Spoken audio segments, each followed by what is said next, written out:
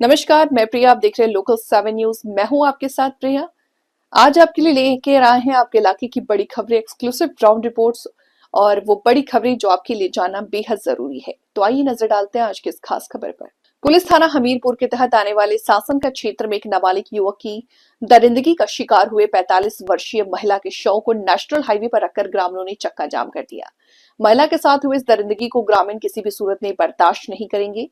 National highway पर खनियारा में सैकड़ों ग्रामीण एकत्रित हुए हैं तथा शव को मार्ग पर रखकर न्याय की गुहार लगाई जा रही।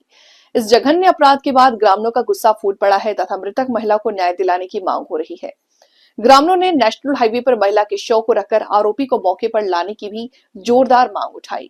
ग्रामीणों के इस आक्रोश से नेशनल हाईवे पूरी तरह जाम हो गया। इसके उपरांत पुलिस भी मौके पर पहुंच गई है। हालांकि ग्रामीण पुलिस के आश्वासन को भी अनसुना कर आरोपी को मौके पर लाकर प्रस्तुत करने की मांग कर रहे हैं। बता दें कि 3 नवंबर को शासन क्षेत्र की 43 वर्षीय रंजना कुमारी दोपहर बाद अपने खेतों की तरफ घास लाने के लिए गई थी। इसी दौरान एक नाबालिग युवक ने गलत नीयत से महिला के साथ छेड़छाड़ शुरू की तथा विरोध करने पर जानलेवा हमला कर दिया। दराटी और डंडे से महिला के ऊपर कई प्रहार किए। बुरी तरह से लहूलुहान महिला को स्थानीय लोगों ने मेडिकल कॉलेज हमीरपुर पहुंचाया, जहां से इसे पीजीआई रेफर किया गया। वहां पर उपचार के दौरान महिला की मृत्यु हो गई। आरोपी को भी गिरफ्तार कर पुलिस ने बाल सुधार गृह भेजा है। हालांकि दिल दहला देने वाली घटना, ग्रामीण न्याय की मांग कर रहे हैं और नेशनल हाईवे 103 जाम कर दिया। पुलिस की तरफ से अतिरिक्त पुलिस अधीक्षक हमीरपुर सहित अन्य पुलिस कर्मचारी मौके पर ग्रामीणों को समझाने का प्रयास कर रहे हैं। आज आपने चक्का जाम किया है, क्या है सर? ये हमने अपनी भाभी जी के लिए किया है। इनका मर्डर, रेप का अटेम्प्ट किया गया है और मर्डर किया गया है इनका, जो कि मीडिया में नहीं दिखाया जा रहा कि कान की बालियां छीनना, ये छीनना, वो छीनने वाला केस नहीं है। और जो लड़के को प्रोजेक्ट किया जा रहा है कि 14 साल का है, वो 14 साल का नहीं है, वो लड़का अडल्ट है। और उसको किस बिना पे बाल सुधार गृह में रखा गया है, एक अडल्ट बच्चे को। और पुलिस ने क्या तहकीकात की है वो हमें यहाँ पे बताए पुलिस आके। पहले तो बात तो ये है, वो सार्वजनिक होनी चाहिए चीज है कि पुलिस के पास क्या प्रूफ मिले हैं। क्योंकि कल को क्या होगा कि जब कोर्ट में केस चलेगा, उस केस को मैनिपुलेट किया जाएगा। क्योंकि हमें तो पता ही नहीं है कि क्या आपके पास सबूत आए हैं, आपने किन किन तथ्यों के ऊपर ये केस को हम चलाएंगे। कल को ये भी बोला जा सकता है कोर्ट में कि ये औरत वहां पे लगी हुई थी, इसने बच्चे के साथ कुछ गाली गलौज किया और बच्चे ने गुस्से में आके इस पे ऊपर अटैक कर दिया। अगर ऐसे मैनिपुलेट किया जाएगा केस को, तो केस तो वहीं से एंड हो गया। और दूसरी बात, पीजीआई में जब इसका इलाज चल रहा था, पहली बात तो यह है कि ये बेचारी 2 दिन तक ट्रॉमा सेंटर के बाहर पड़ी रही। मतलब ट्रॉमा सेंटर के अंदर जो है कोई इलाज विलाज नहीं चला था, कोई स्टिचेस नहीं हुए थे। फिर कहीं से अप्रोच लगाने के बाद इनके स्टिचेस किए गए एक तरफ के, और जो कान के पीछे की जो वूंड थी वो क्लियर नहीं की गई। जब हमने बहुत ज्यादा प्रेशर किया कि इनको आईसीयू की जरूरत है, तो पहले तो बोला गया प्रशासन की तरफ से कि आईसीयू अवेलेबल नहीं है, आईसीयू अवेलेबल नहीं है। 3 दिन तक आईसीयू अवेलेबल नहीं हो पाया इनके लिए।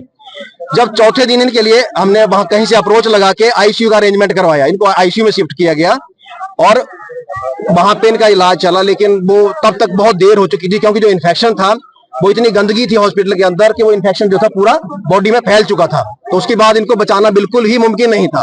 लेकिन इस दौरान जब भी ये हॉस्पिटल में थी, इस पूरे इंसिडेंट में 6 दिन का टाइम लगा इनको हॉस्पिटल में, और बीच में इनकी डेथ भी हो गई। इस दौरान कोई प्रशासन का आदमी इनकी सुध लेने नहीं आया है वहां पे। क्या प्रशासन की कोई जिम्मेदारी नहीं थी? क्या पुलिस प्रशासन या हमारा एडमिनिस्ट्रेशन, हमीरपुर का एडमिनिस्ट्रेशन, इतना बड़ा कांड हो गया। ये कांड चिट्टे से रिलेटेड भी है और भी बहुत सारी चीजों को उजागर करता है। क्यों पुलिस को इतना ये नहीं है कि जब एक बच्चा, छोटा सा बच्चा, मैं बता रहा हूँ कि ये कायरतापूर्ण हमला है। चाहे बच्चा 14 साल का है, चाहे बच्चा 25 साल का है, ठीक है, हमें सजा चाहिए। ये लॉ नहीं चाहिए कि नाबालिग है तो बाल गृह सुधार सभा में हैवानियत ही होती है।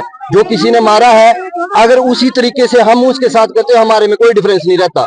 तो हमने वो पुलिस प्रशासन के पास दिया, बट हमें बाल गृह सुधार सभा में नहीं चाहिए। वो उसको कड़ी सी कड़ी सजा मिलनी चाहिए, कड़ी सजा मिलनी चाहिए। और बात नहीं आनी चाहिए, हो ही नहीं सकता ये चीज। और दूसरा, पुलिस प्रशासन चालान काटने में तो सबसे पहले है, ठीक है, बट ये जो काम हुआ, ये जो घिनौना काम हुआ ना, ये जो घिनौना काम हुआ, इसमें क्या क्या संज्ञान लिया पुलिस प्रशासन ने, क्या क्या तथ्य जुटाए, वो चीज सार्वजनिक होनी चाहिए। इनकी पोस्टमार्टम रिपोर्ट आई है तो पोस्टमार्टम रिपोर्ट सार्वजनिक, उसका मेडिकल हुआ है तो मेडिकल सार्वजनिक होना चाहिए।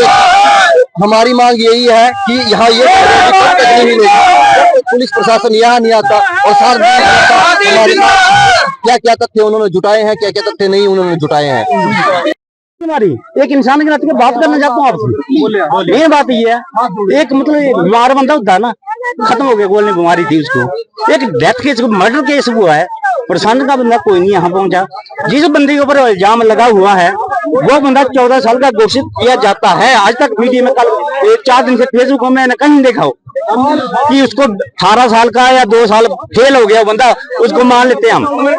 उसकी आधार कार्ड की फोटो 2000